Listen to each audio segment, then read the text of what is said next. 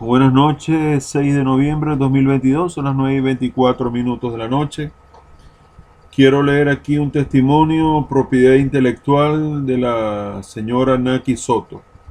Naki Soto está en las redes, está en mi grupo. Y bueno, voy a leer aquí del celular lo siguiente. Eh, Ella lo tituló Un pollo para la profe. Fui a comprar los vegetales al camión de los gochos. Solo el kilo de limones está a 13 bolívares. Todo lo demás a 9 bolívares, es decir, a $1, según el cambio paralelo. Diagonal a este camión trabaja un pequeño puesto de carne en el que a veces compramos piezas para sopas. Me acerqué para preguntar si tenían lagarto con hueso. Cuando el señor levantó el pedacito que les quedaba de esta pieza, se acercó una anciana a pedirme que por favor le comprara algo para comer. Está demasiado delgada, joven. Joven, debió medir más de 1,80 m. O sea, de joven debió medir más de 1,80 m. Su dicción, su forma de hablar, la dicción, o sea, la forma de pronunciar las palabras, me reveló antes que su historia que es una maestra. El señor comenzó a arreglarle el pollo y yo comencé a preguntar. Ella dijo, fue la hija única de una pareja de españoles que recaló en Venezuela en 1937 en plena guerra civil española de Francisco Franco. Fue la hija única de una pareja de españoles que recaló en Venezuela en 1937. Nunca se casó, no tuvo hijos. Estudió en México, España y Francia. México, España y Francia. Fue profesora universitaria por 42 años. Según recuerdo, los profesores de la época, de los 80, los 90, tenían años sabáticos de estudios, de posgrados en Francia, me recuerdo yo, pagados por la universidad para ese entonces. Bueno, estudió en México, España y Francia. Fíjense el valor de esta señora. Fue profesora universitaria por 42 años. Es postdoctorada, tiene un postdoctorado y ayudó a decenas de graduandos con sus tesis de grado. Investigó todos los años. Cree que publicar en revistas especializadas y discutir sus hallazgos fue el pase, el permiso con que el año a año se presentó en los salones de pre y posgrado. Prácticamente la universidad era su casa, era su vida, era su hogar. Participó en decenas de eventos. Por ellos viajó a más de 30 países. A más de 30 países.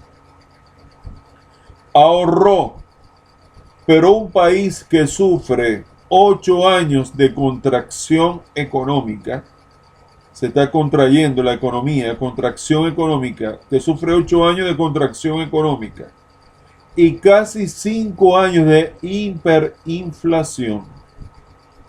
No hay manera de que unos ahorros resistan. Por eso, hoy no puede pagarse un pollo y se acerca a este puesto ambulante para, después de evaluar calzado, complexión y formas de cortesía de la persona a la que podría pedirle ayuda, acercarse solo si cree que entenderán sus circunstancias.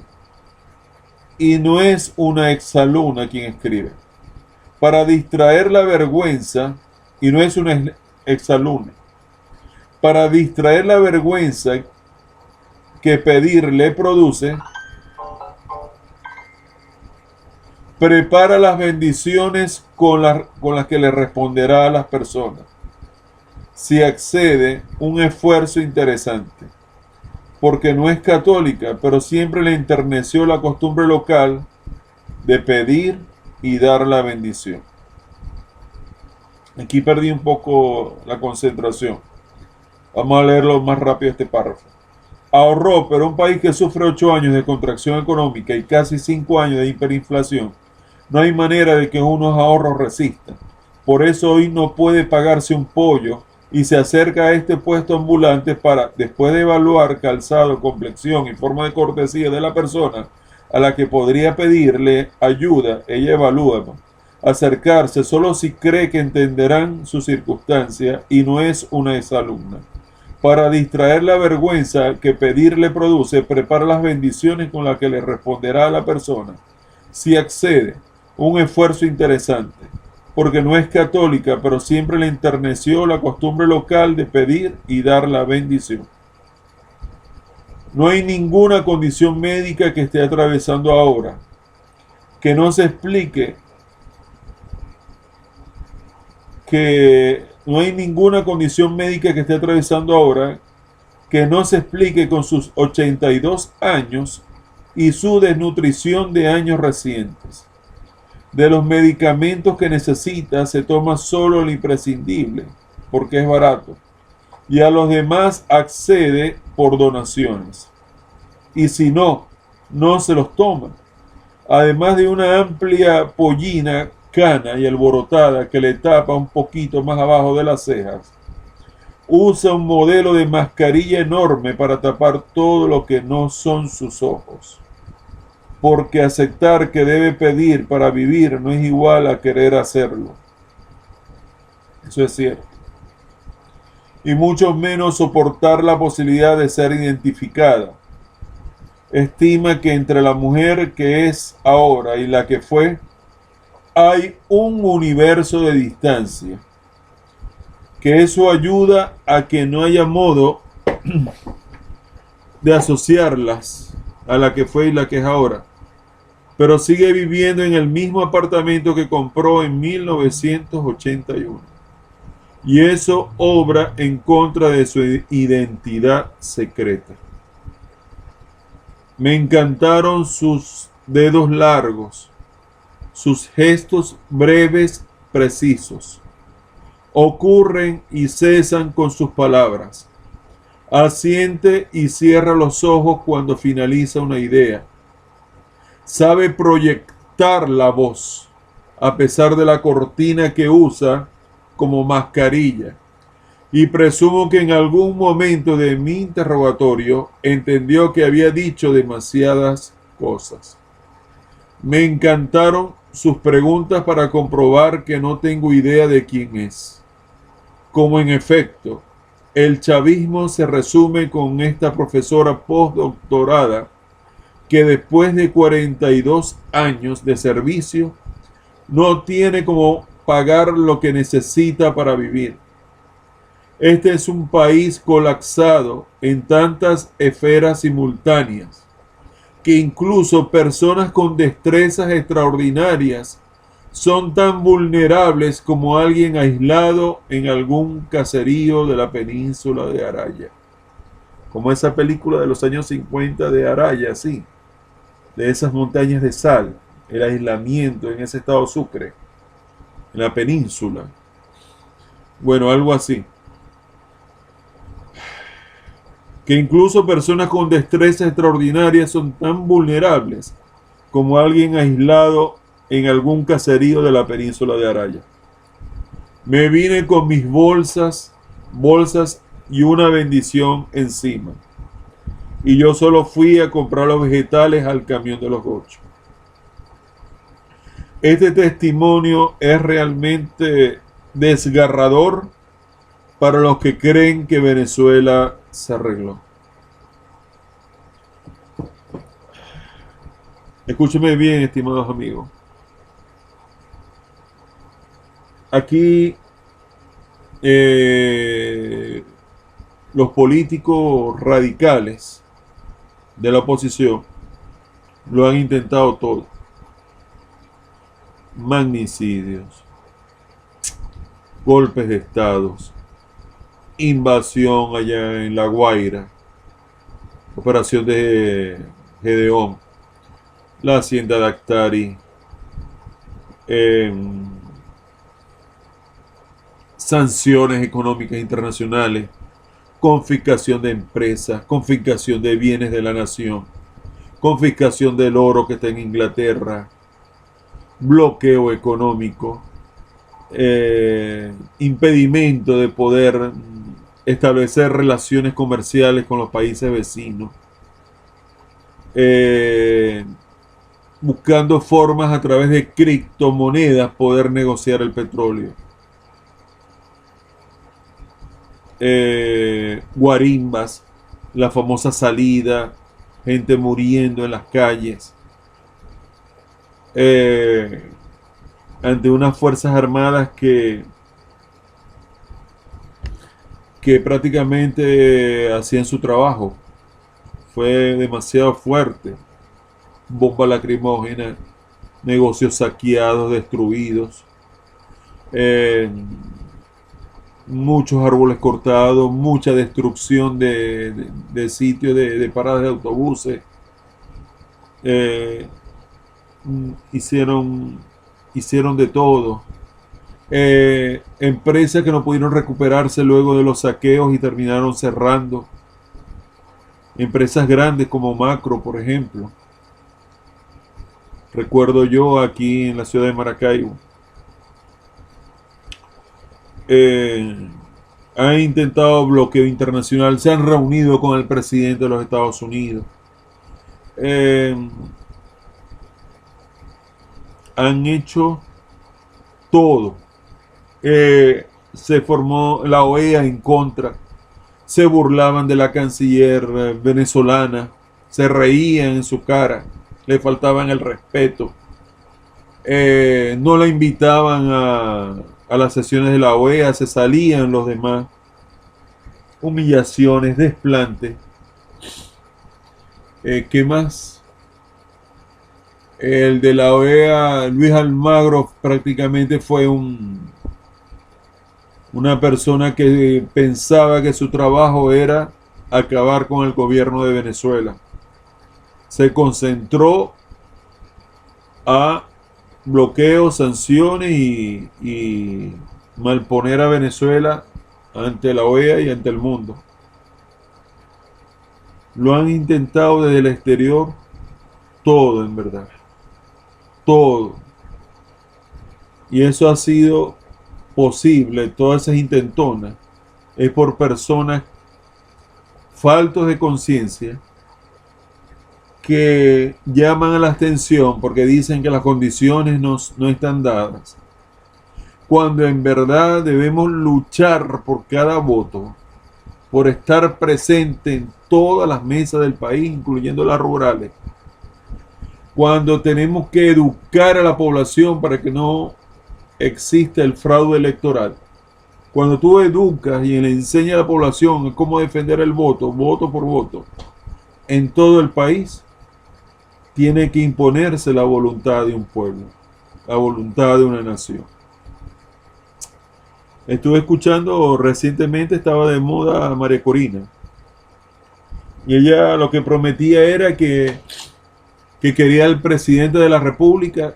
Lo llamo presidente de la República, que lo quería vivo para que pagase sus culpas y cosas así por el estilo, ofreciendo entregarlo, sé que a la Corte Internacional con amenazas y cosas así. Ese es el diálogo que tú traes, María Corina, cuando en verdad lo que se necesita es un proyecto político, como lo he dicho un millón de veces, diciendo: ajá, María Corina, eres la presidenta de Venezuela, llegaste, por fin, gloria a Dios. ¿Quién es tu equipo de trabajo? ¿Quiénes te van a acompañar? ¿Has pensado cuáles son las decisiones? ¿Qué es lo que vas a hacer para por lo menos paliar la crisis económica en que estamos sumergidos? ¿Qué vas a hacer? ¿Vas a transformar la constitución? ¿Vas a llamar a una asamblea constituyente? ¿Vas a cambiar, vas a transformar el Estado? Este, digo yo, no sé. ¿Has pensado en un Estado federal, como digo yo, la autonomía de los estados en educación, en salud, en los servicios públicos, en todo? ¿Has pensado en eso? ¿Ha pensado María Corina en establecer relaciones comerciales? De que yo estuve viendo un video de Venezuela donde un señor que llegaba a Valencia veía era la llamada la ciudad industrial de Venezuela. Creo que también era llamada la ciudad musical, pero no, musical es Barquisimeto. Sí, industrial. Y iban por una calle donde se iba, donde todas las empresas que han sido expropiadas, destruidas, abandonadas, de lado y lado iba recorriendo ese carro. No me recuerdo el nombre de las empresas en este momento, pero mire, yo iba al supermercado y tenía Camprolar, tenía, bueno, tantas marcas que había para escoger de leche, de lo que sea, y todo era accesible. Yo todavía recuerdo con mis padres de adolescente y de joven, como nosotros llenábamos el carrito hasta arriba con 100 bolívares, en verdad. Lo llenábamos hasta el tope, le poníamos hasta galletas y le poníamos de todo lo que necesitábamos.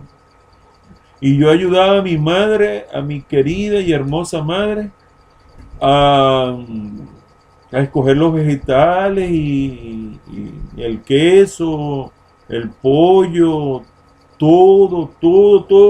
Y no podíamos con las bolsas cuando las llevábamos al carro y las poníamos en la maleta. Llenábamos el carro de una manera impresionante, asombrosa, y era algo muy normal para la época. Y eso no hace mucho. Con la dolarización a nivel comercial, de que los precios están como en precios internacionales, pero tenemos un bolívar nacional que prácticamente no compra nada o muy poco. Un bolívar no compra ni siquiera un pasaje por puesto. No compra nada. Necesitas llegar mínimo a 9 bolívares para comprar, aunque sea por el equivalente a $1 paralelo, a comprar algo. Entonces, esas cosas a mí me duelen muchísimo, en verdad. Les voy a decir algo. Yo recuerdo la época donde la Universidad del Zulia estaba, la Universidad de la UDO, la Universidad Central de Venezuela, la Universidad de Oriente, la Universidad de los Andes. Estaban repletas, full de estudiantes. Los pasillos full. Funcionaban autobuses que nos dejaban cerca de nuestras casas. Tenían varios horarios, a las 6 de la mañana y a las 7 de la mañana.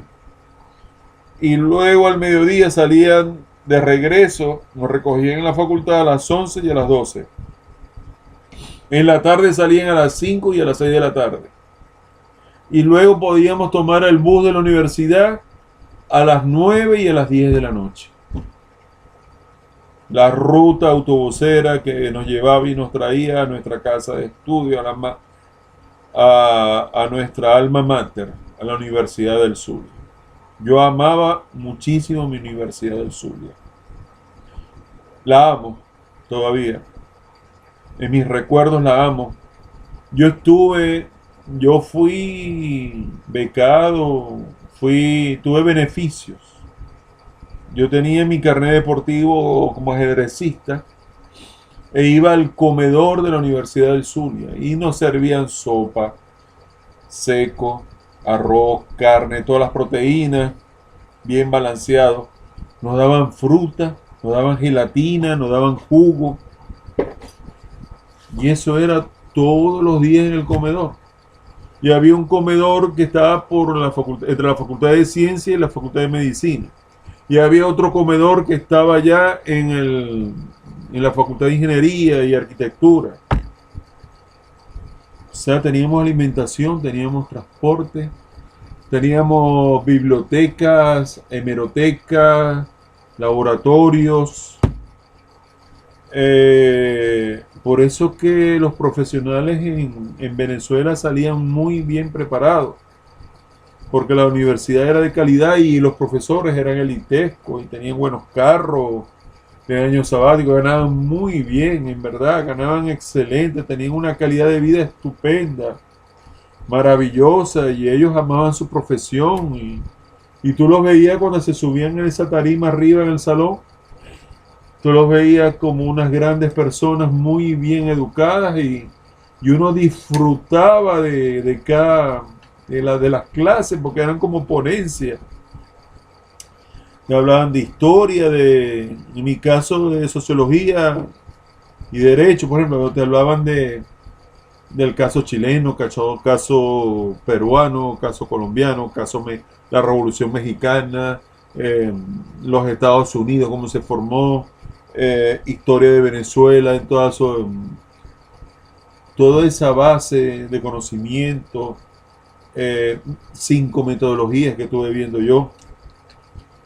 Una universidad pero hermosa y unos profesores maravillosos que los recordamos con mucho cariño, entre ellos Evaristo Méndez, un metodólogo que no sé si viajó a España, tremendo profesor, un metodólogo impresionante, que te llegaban de paltó, de corbata, bien vestidos los profesores a dar su clase, en verdad.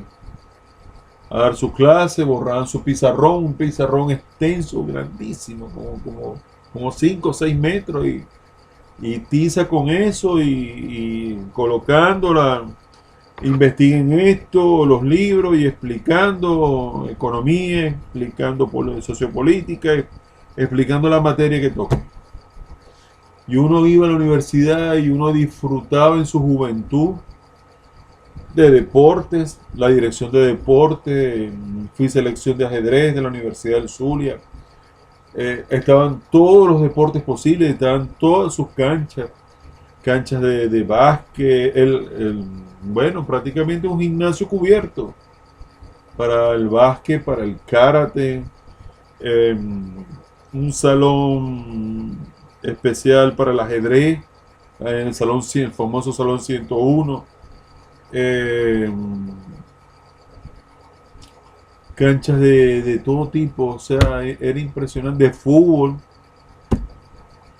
O sea, la universidad lo tenía todo bien arregladito, arborizado, las áreas verdes, regaditas, con su personal de luz, de mantenimiento, cosas así por el estilo. Era una maravilla. La Universidad de Zulia estaba lleno de puestos de comida por todos lados, y bastantes pastelitos que comimos en esa universidad, en verdad.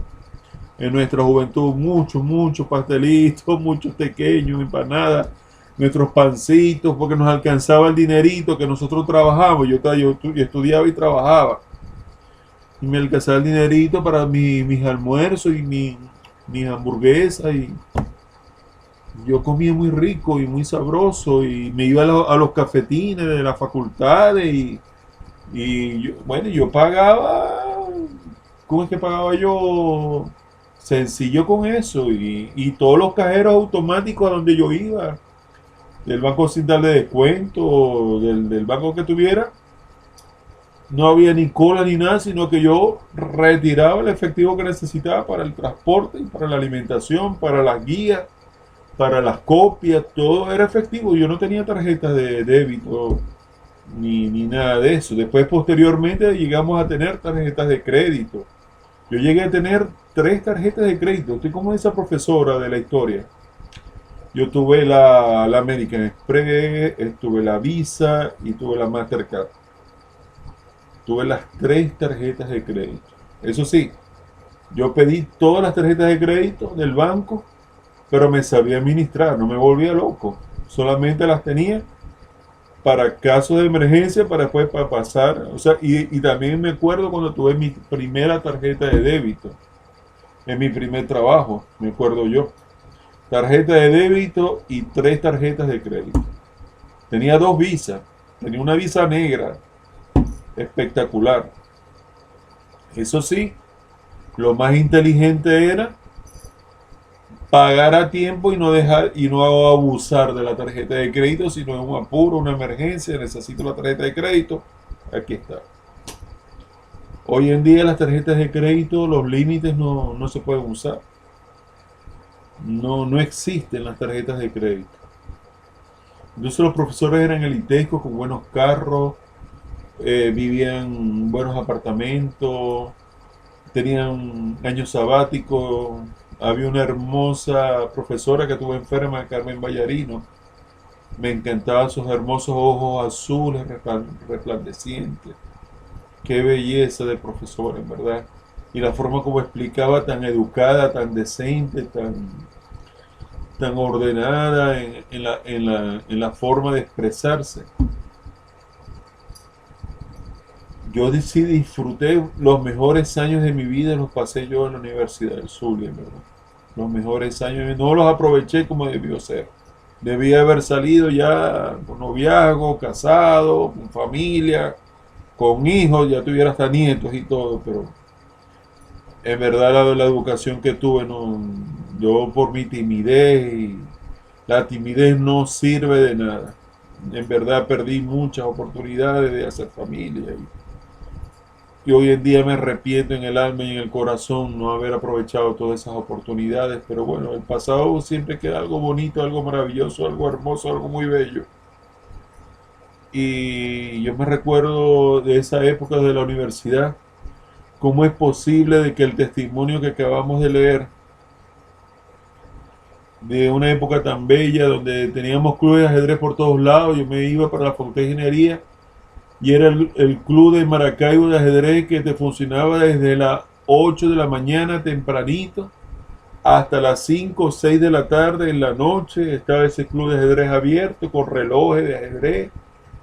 Todo lo tenía ese nivel, con su aire acondicionado, su cubículo aparte del centro de ajedrez de la Facultad de Ingeniería.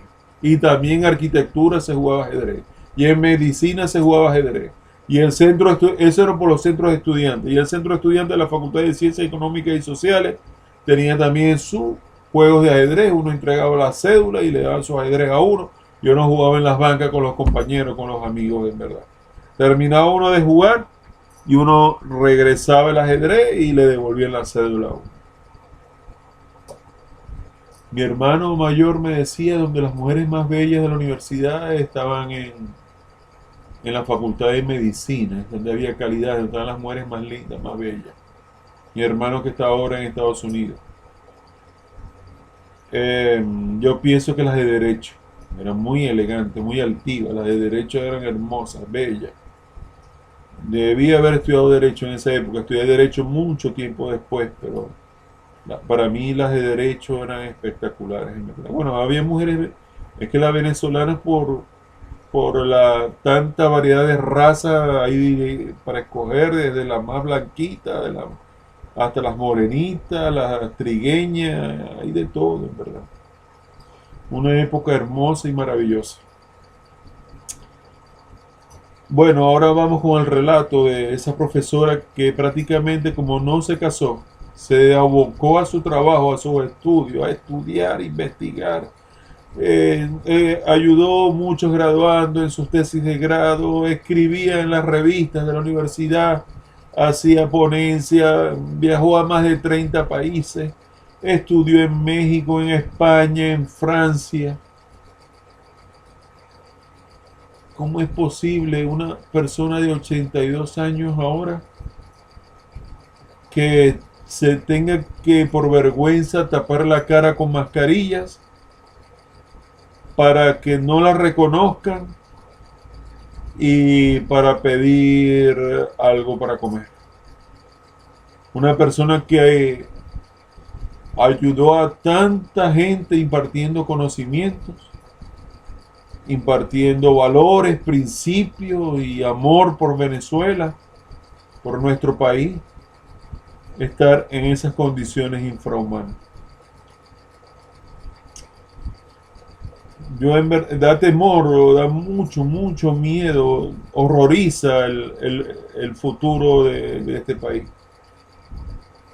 Y eso causa un pánico y un comportamiento social que te impulsa a la gente a salir de Venezuela, que si te están comiendo una vez al día y te comen mal, son capaces de irse a pie o se van en barco, en avión, como sea, en cola. Entonces sale la gente del exterior y dice, ¿por qué no se quedan a luchar en Venezuela?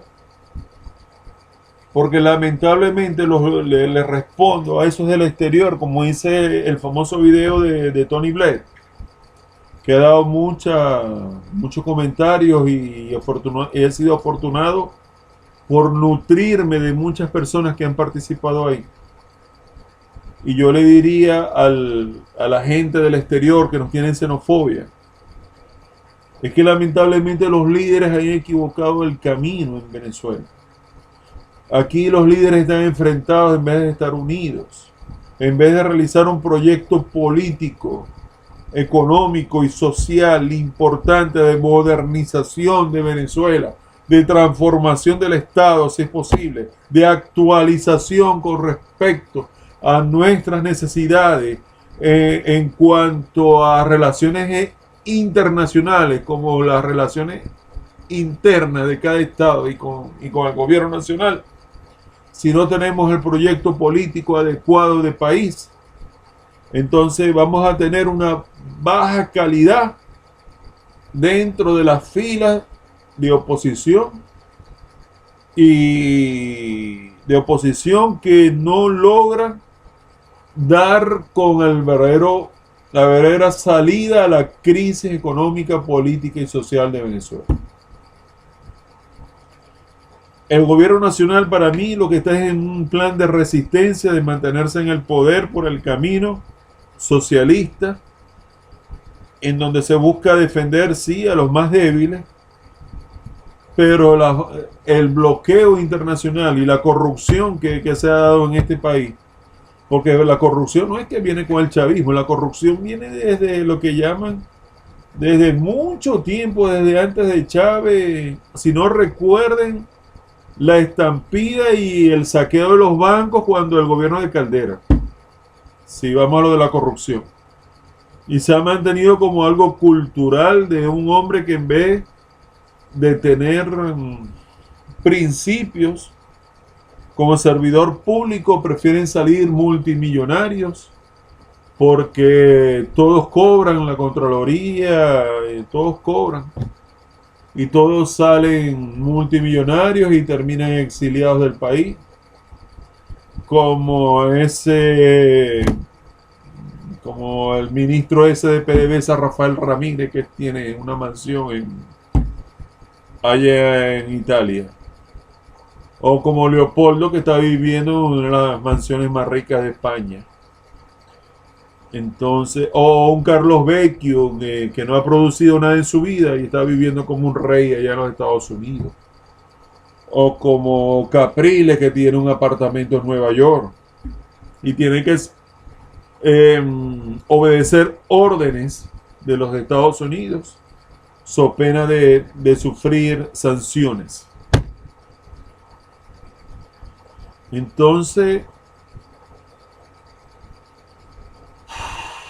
nos llaman cobardes, de que no somos valientes, y yo llamo a la actividad política, pero dentro de la paz, sin muertos, pero educándonos firmemente y luchando con el enemigo número uno de todos los venezolanos, que es la abstención. La abstención, el quedarse en casa, es cederle tu poder de elección, de elegir los destinos de tu persona, de tu familia, de tu hogar, de tu casa, de tus cosas. Le cedes a otros la posibilidad de que ellos decidan por ti, por tu futuro, por tu destino y tu porvenir. Tenemos que luchar contra la abstención y luchar duro en las elecciones. Condiciones prácticamente no las ha habido nunca. Es muy difícil. ¿Quién me habla de unas elecciones perfectas en Venezuela? Tal vez el presidente más capacitado de la historia era don Rómulo Gallego. Un hombre intachable, un hombre culto, un hombre equilibrado. No duró 6 meses y los partidos políticos, la generación del 28, le dieron el golpe de Estado a don Rómulo Gallegos, el literario, el escritor. Ese sí era un presidente que amaba a su país. Y él describió a Venezuela en Doña Bárbara, esa Venezuela salvaje, rural, que creía en la hechicería, incluso en los mitos, en los cuentos del llano. Y ese Luzardo, que era el hombre preparado, educado, de ciudad, y se ve el contraste de las dos Venezuelas en la novela Doña Bárbara. Ese sí era un presidente de verdad y le dieron golpe de Estado. Unos hablan mal del presidente Medina, que hubo corrupción, que hubo de todo con el presidente Medina, pero legitimó los partidos políticos y sin embargo le pagaron con la moneda del golpe de Estado de la Revolución de Octubre. Le dieron golpe de Estado al presidente Medina también. Entonces había muchas convulsiones políticas y el gobierno de Pérez Jiménez, quienes la pasaban mal eran aquellos que adversaban al gobierno, pero teníamos una de las economías más poderosas de Latinoamérica y del mundo. Incluso el bolívar llegó a estar incluso más fuerte que el propio dólar. Y se vino mucha gente a trabajar a las petroleras para la época de lo que llaman la dictadura de Pérez Jiménez, que fue un estadista. Entonces, no, que era represor, que yo no sé qué. ¿Cómo se añora esa época donde se podía cambiar un carro cada año? Donde la moneda valía, compraba, que podía ir muy fácil al exterior y el bolívar era bienvenido por la gran capacidad de poder adquisitivo respaldado por el petróleo de la época. Entonces parece que los buenos gobiernos como que no tienen suerte en este país definitivamente. Y los gobiernos que no son tan buenos como que te duran bastante tiempo. ¿Será eso? ¿O me equivoco? Estoy hablando también del bipartidismo de Adeco-Pey. Adeco, me toca a ti, me toca a mí. Me toca a ti, me toca a mí. Me toca a ti, me toca a mí. Y la gente por el voto castigo, entonces caemos en un solo gobierno, pero con dos presidentes. Sale el presidente Chávez por las circunstancias de salud que todos sabemos. Y queda un solo gobierno, pero con dos presidentes. Y continúa el presidente de la República. Fíjense que lo llamo presidente por respeto. El señor Nicolás Maduro. Un solo gobierno, pero dos presidentes. Entonces, estimados amigos, necesitamos gente con gerencia de acción que establezca lazos comerciales para que todas esas empresas fantasmas en Valencia y las zonas industriales de cada ciudad, en Maracaibo hay una zona industrial que también parece fantasma, o la empresa Nestlé se fue, es que quedan puras empresas fantasmas, no puede ser.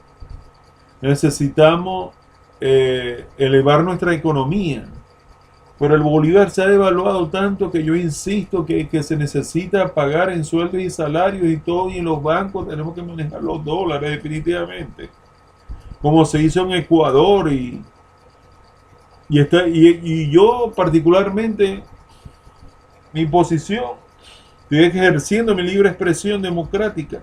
Yo sugiero que el dólar debe ya establecerse definitivamente en todos los ámbitos económicos, de sueldos, de salarios, de pagos, de pensiones, en todo. Y aún así el dólar venezolano se evalúa ante el dólar extranjero. Que un pasaje aquí en Venezuela te puede costar al exterior 800, $1000 y te vas a Colombia y te cuesta 300. Una cosa así por el estilo. Entonces el dólar se está evaluando el propio dólar aquí en Venezuela. Porque no se toman los correctivos a tiempo. Y al manejarse el dólar y a pagarse en dólares, todo aquí ya completico, dólar, en todos los aspectos como Ecuador, como Panamá, pudieran regresar, pero con seguridad y no al expropiarse, más nunca al expropiarse, sino impulsar la propiedad privada y la inversión privada. Es lo que se necesita para que se den nuevas fuentes de trabajo y la juventud venezolana no salga enmochilado con sus familias a caminar por la América Latina, que es muy triste y muy doloroso. Y dignificar a los pensionados y los jubilados para que una señora como esa que entregó su vida a educar a cientos de venezolanos por 42 años pueda tener una vida digna de vejez como debe ser. Yo sé que este gobierno ha buscado reivindicar a los pensionados, a los jubilados, a los sectores más débiles. Yo lo sé, en verdad, yo lo sé. Pero tenemos que mejorar más, porque la inflación se traga todas las políticas gubernamentales. La inflación dolarizada se la come. Y ese fustigamiento empezó con el famoso dólar paralelo desde Miami y desde Cúcuta. Desde ahí empezó la debacle y la situación crítica y los tipos de cambios y todos esos problemas que sucedieron, el control de cambio. Y de ahí vienen todos esos problemas y focos de corrupción. Y entonces, ¿cómo es posible que los comerciantes se dejan guiar por cuánto cuesta el dólar en el día de hoy? Y eso nos hace cada día, incluso hasta por horas, nos hace más pobres. Y es difícil. Este es el país de los profesionales universitarios indigentes. De los profesionales universitarios entrados en la miseria. Que ya perdieron ya su capacidad productiva porque ya no da. En primer lugar, ya no dan los sueldos para vivir de una forma digna. Y segundo, porque ya están jubilados, están pensionados y no pueden sostenerse y comer las proteínas y comprarse las medicinas que requieren. Porque no da, porque la inflación es salvaje, es descarada, es terrible. Necesitamos seguridad para que el inversionista extranjero vuelva otra vez a activar nuevamente las zonas industriales del país. En todo el país. Me acuerdo también zonas industriales en Barcelona, me recuerdo yo. Y la parte comercial está en Puerto La Cruz. El sector turístico, tenemos que hay muchos países que viven del turismo, en caso España, caso República Dominicana. ¿Por qué Venezuela no puede explotar las bellezas del Parque Canaima, del Salto Ángel, Puente sobre el Lago? Aquí hay zona de los Andes, Mérida. No puede ser que el Museo Tulio Febres Cordero esté en Mérida prácticamente en un abandono, pues ya está peligroso.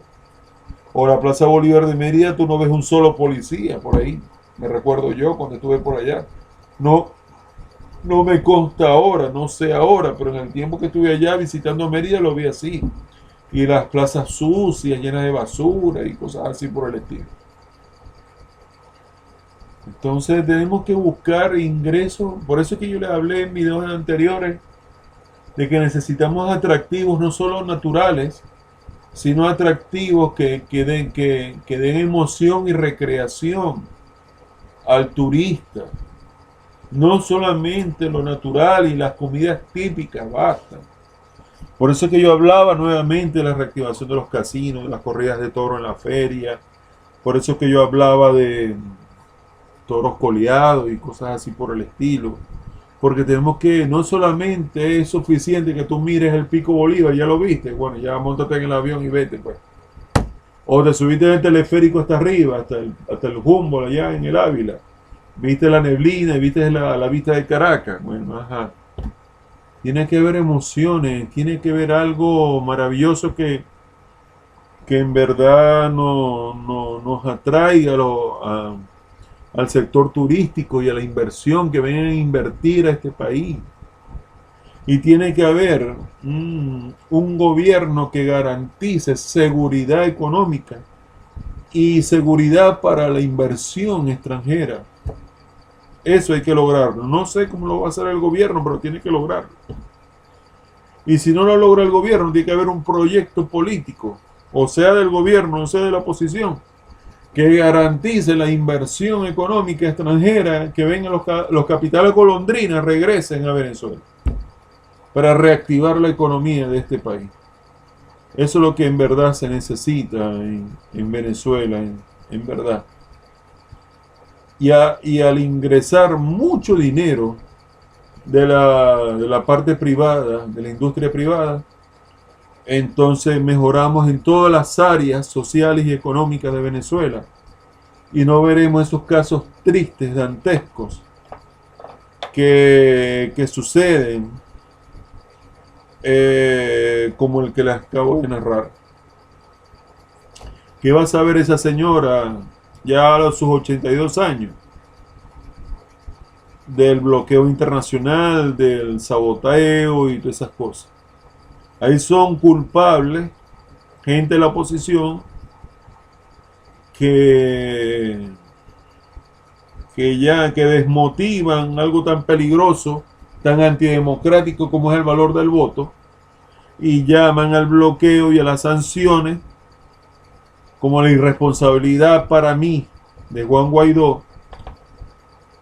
Y por otro lado, el gobierno no atina en transformar las leyes de tal manera que se pueda blindar y proteger el capital nacional y extranjero para que aquí se reactive la economía de este país, como debiera ser. No se termina de acertar. Y uno les dice, hay que dolarizar, hay que tomar el dólar por fin, no, el bolívar. Mantén tu bolívar si quieres, pero necesitamos el dólar es fundamental, el dólar es demasiado importante. Necesitamos trabajar en dólares, invertir en dólares, producir en dólares. Eso es que vayamos a los bancos y tengamos dólares para viajar, dólares para comprar, dólares para invertir. Ya que todos los precios en todos los mercados de Venezuela, en todos los restaurantes, eso se le escapó de las manos por completo, el control de precios. Yo me acuerdo de la época del PVP, precio de venta al público, eso se perdió, se le escapó de las manos por el bendito saboteo del dólar paralelo internacional. Entonces borraron todos los PVP.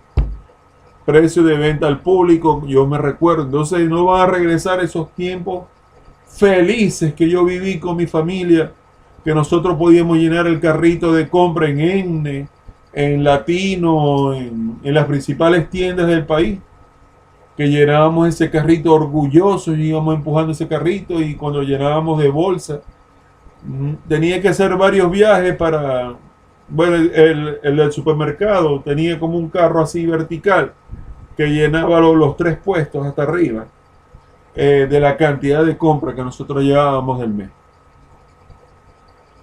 Y no era un sueldo fantástico, ni un sueldo de burgués, ni un sueldo de rico, ni nada de eso, sino que el poder adquisitivo del venezolano de ese tiempo, de mi madre, que era una profesora de Soles de Maracaibo, y lo poquito que ganaban de sus pensiones, de sus cosas, era más que suficiente para el sostenimiento de una familia, que comíamos atún, comíamos pollo. Yo me acuerdo que yo me cansaba de tanto pollo. Ahora yo añoro el pollo que comía antes, el atún que comía antes, la carne que comía antes, mis albóndigas.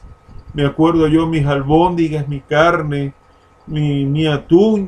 Yo añoro esa época, Dios mío, y no la tengo. No tengo esa época del pasado tan maravillosa, porque por eso que no, que nuestros padres y nuestros abuelitos vivieron tanto, porque en verdad comían muy bien y estaban muy fuertes. Y el coeficiente intelectual de Venezuela, del venezolano estaba muy alto porque tenía una buena alimentación. Comían muchas proteínas, mucha carne, mucha leche, muchos quesos, muchos lácteos.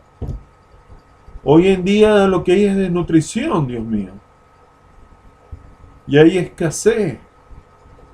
Entonces, si uno dice que uno es profesor en esta época, entonces no, un profesor en verdad es un profesional ni de segunda, es de tercera clase.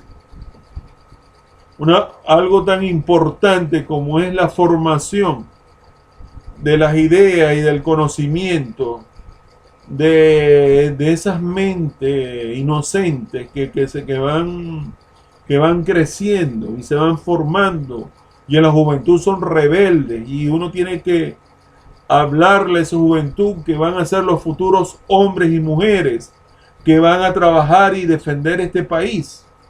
¿Cómo es posible que ahora la carrera de profesor universitario o de liceo, entonces los institutos educativos sufren y andan llamando todo el tiempo, hay avisos todo el tiempo, buscando profesores, porque como no alcanza el sueldo, como no es suficiente, los profesores se van. Se van del país incluso. Dejan sus cargos, renuncian y se van. No necesitan votarlos. No.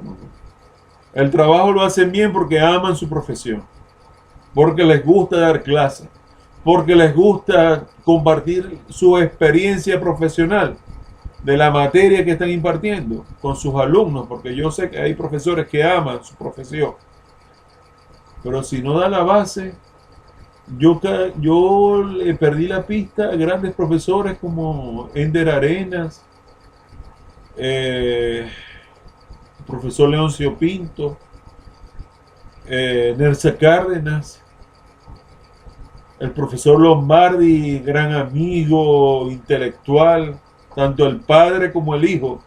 Mis respetos para Ángel Rafael Lombardi, en verdad, que cuando tenía la oportunidad de hablar con él de historia, el hombre siempre estaba predispuesto a hablar conmigo de historia. Incluso hizo un posgrado en Salamanca para ver la historia de Venezuela, la independencia de Venezuela, pero desde el punto de vista español, en donde se rompió la Hispanoamérica para romperla en pedazos de una forma desordenada y sangrienta, y después tratar de unirla en una gran Colombia.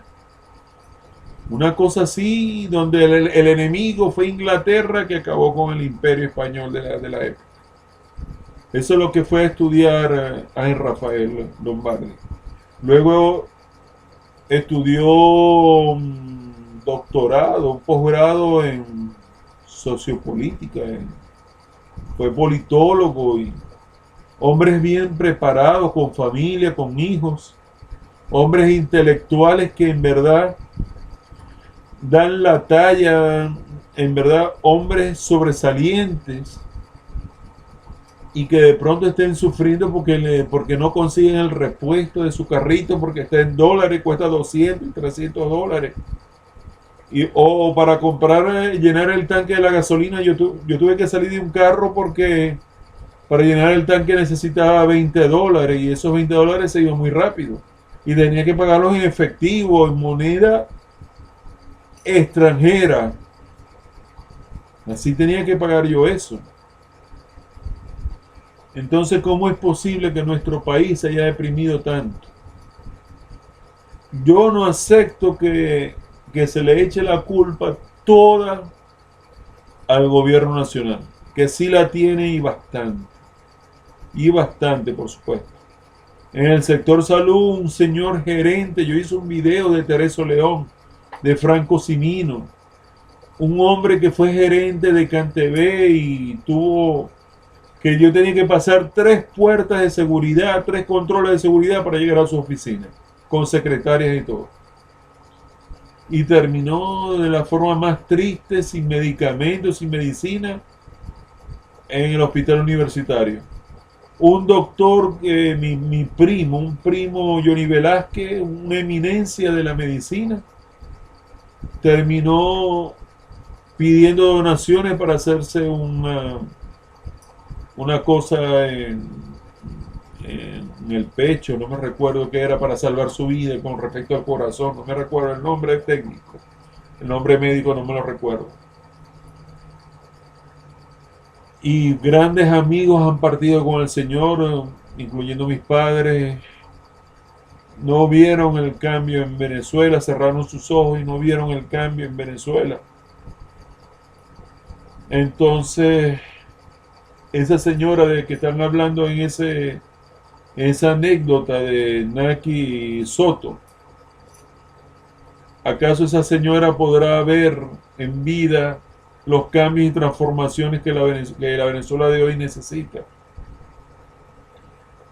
Sea del gobierno, sea de la oposición. El mayor enemigo es la abstención y lo sigo diciendo. No me creen, incluso en el canal hay gente que se me opone a mi posición y yo los aprecio y los respeto y me explican sus razones, sí. Me explican sus razones de que el sistema ya está corrupto, está corrompido y los principios y los valores se han perdido. Entonces, ¿qué vamos a hacer? ¿Vamos a tirar el país por un barranco o abandonamos todo Venezuela y se lo dejamos a un grupo? ¿Qué hacemos? ¿O en verdad trabajamos y luchamos por este país en todos los niveles y las áreas posibles? ¿Qué hacemos entonces? O morir en la selva del Darién, o morir las mujeres nuestras venezolanas, nuestras bellas mujeres, prostituidas, secuestradas, violadas, muertas, asesinadas en el exterior. Ese es el futuro de nuestra juventud que debe tener. Por estas razones y muchísimas más, por nuestro porvenir, por nuestro presente y nuestro futuro, es que necesitamos que lleguen hombres capaces. Yo le pido a Dios Todopoderoso que ilumine a los gobernantes en este momento que tienen el poder de decisión en Venezuela, al gobierno nacional, para que lleguen los mejores hombres y mujeres capaces de poder producir las transformaciones que necesita nuestra economía y nuestra sociedad. O, por otra parte, que la gente de la oposición se capacite y estén preparados y óptimos para ofrecer esa alternativa de cambio al pueblo venezolano con un proyecto político a la altura de las circunstancias. Pero no me hables de que tú quieres ser presidente o presidenta para meter presos a un gobierno, a los que están en el gobierno, porque no estás hablando en términos democráticos de que no, para que paguen, que yo no sé qué. No estás a la altura. Yo necesito gerencia pública, gerencia a nivel de economía, gerencia de proyecto nacional, gerencia en cuanto a la inversión social y económica que garantice. Hay que cambiar las leyes para que las leyes protejan a la inversión privada, a la inversión extranjera, y dolarizar todo de una vez, si es posible. En mi opinión, puedo estar equivocado. Es mi sugerencia. Yo puedo estar equivocado, claro que sí. Puedo estar, y si estoy equivocado y si alguien me lo demuestra, yo soy capaz de retractarme. Bueno, en verdad yo estaba equivocado. Pero en este momento esa es mi posición para salvar a Venezuela. Entonces necesitamos proyectos políticos. Creo que la gente de Henry Falcón en las elecciones pasadas tenía un proyecto más o menos similar a lo que estoy hablando. Similar. Pero aquí no había conciencia política, sino que habían radicales, antidemocráticos, apátridas, que preferían reunirse y recibir los dólares venezolanos expropiados del exterior para hacerse millonarios, porque pareciera que les convenía más que se mantuviera el régimen con el bloqueo y las sanciones para ellos administrar los recursos de Venezuela en el exterior. Entonces se hacen multimillonarios a consecuencia de la desgracia y la miseria de muchos venezolanos aquí. O sea que pareciera que hubiera una oposición que como que no les conviene perder su status quo, su posición de privilegio ante los sectores importantes a nivel del exterior, sin mencionar países, pero sabemos cuál es el principal de todo. No quieren perder su privilegio, por eso que llaman a la abstención y a no creer en las elecciones. Entonces, estas son las elecciones que hay, con las maquinitas como tú quieras. La función que te digo yo, la medida es educar al pueblo hasta el más mínimo indígena del Amazonas.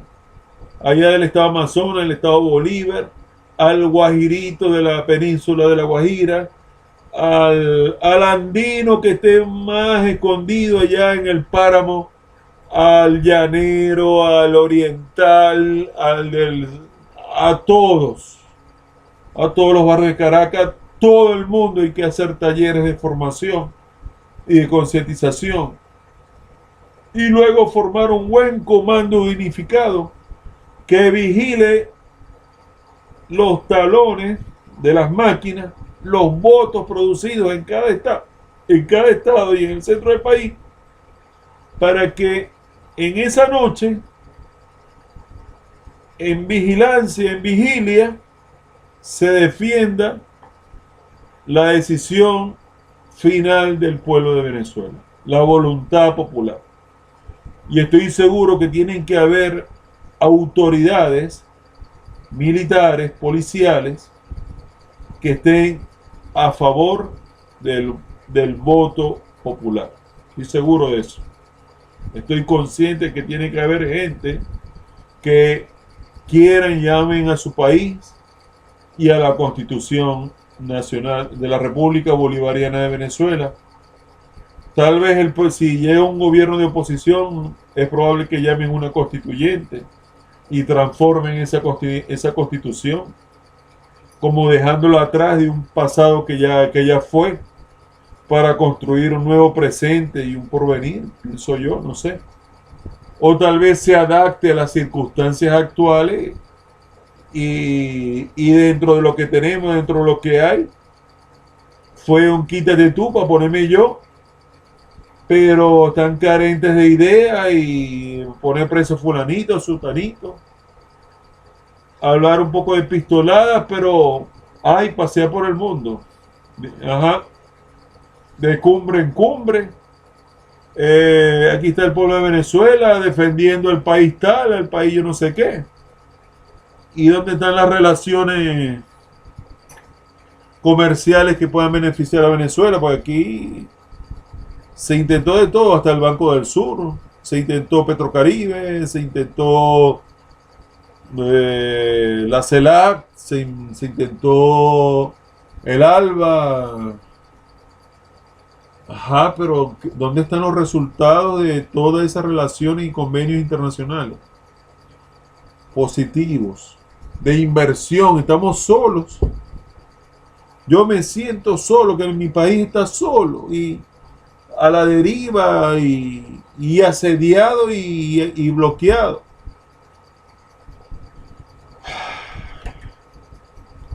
No es que yo me alegre de que gane la izquierda en Sudamérica, no es que me alegre de eso, sino que no me gusta la injerencia extranjera como el Grupo de Lima o personas que no son tan demócratas que digamos, que quieran incidir en los asuntos internos de Venezuela que tenemos que arreglar nosotros mismos los venezolanos.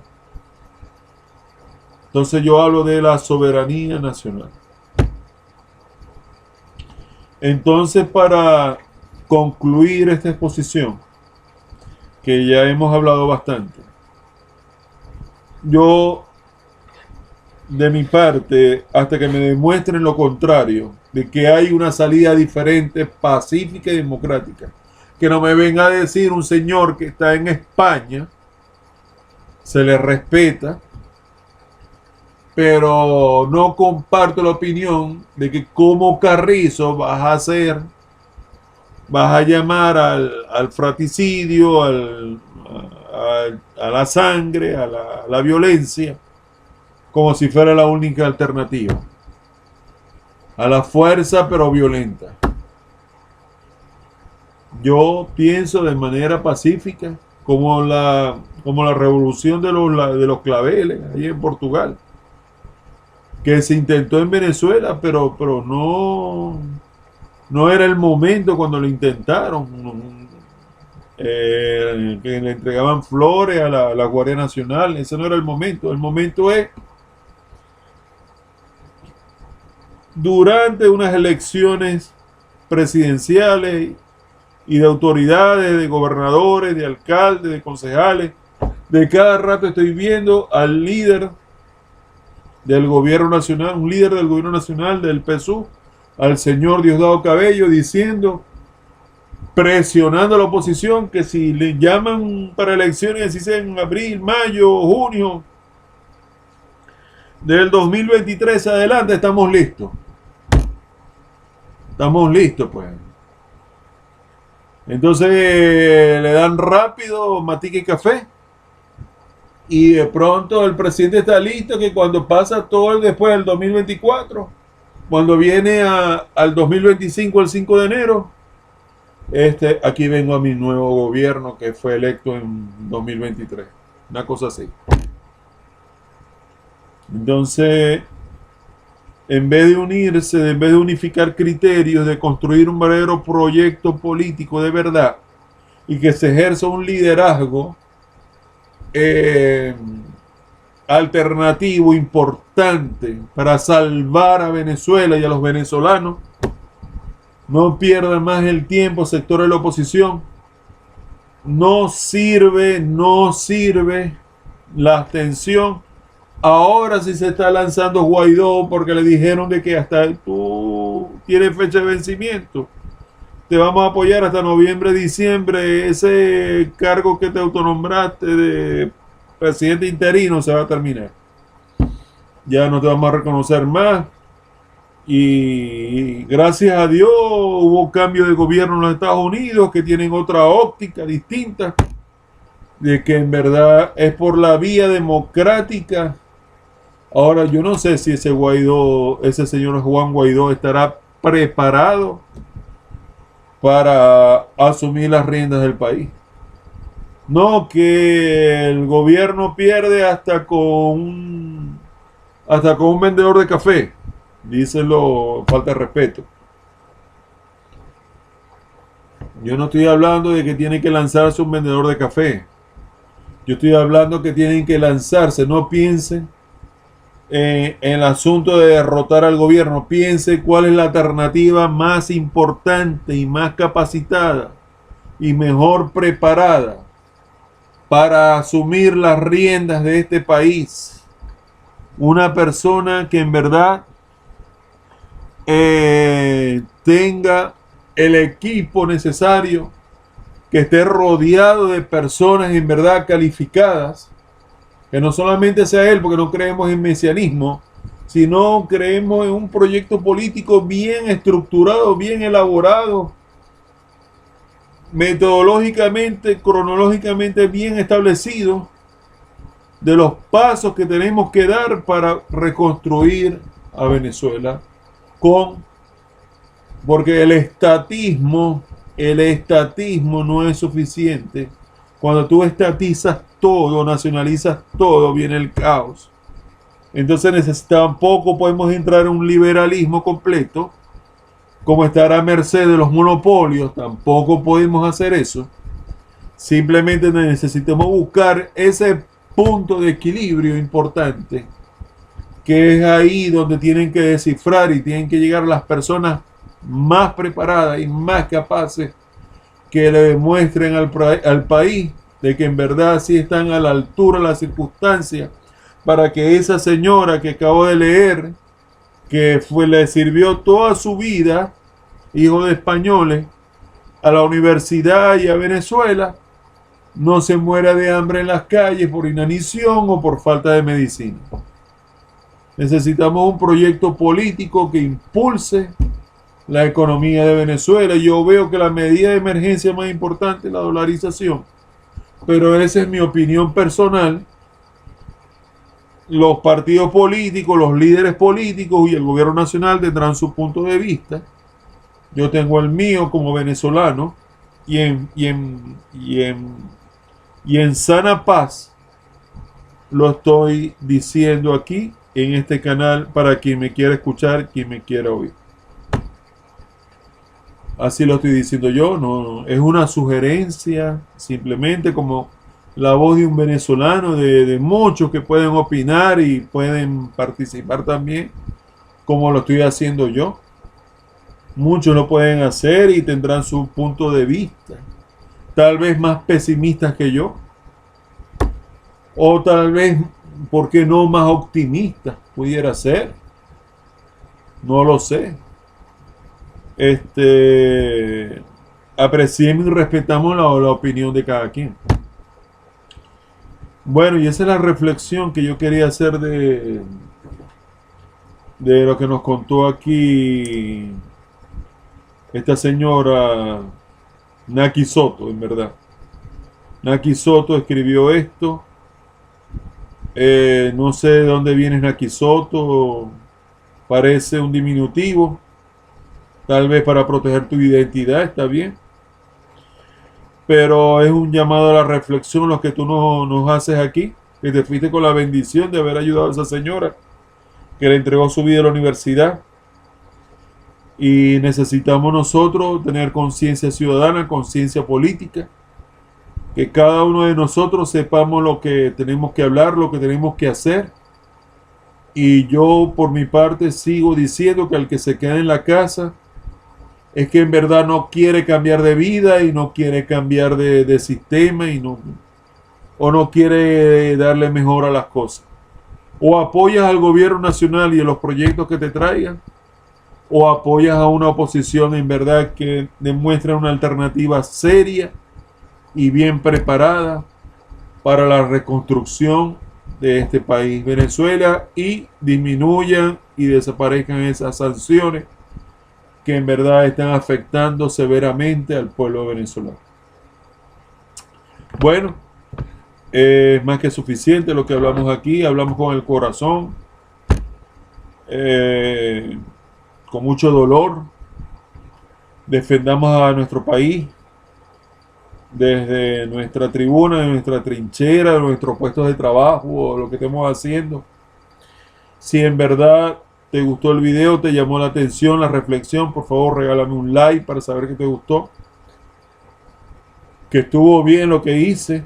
Si quieres suscribirte al canal y acompañarme en estas reflexiones, aunque mi fuerte es el ajedrez, pero en unas oportunidades soy sociólogo, en otras oportunidades soy abogado, en otras oportunidades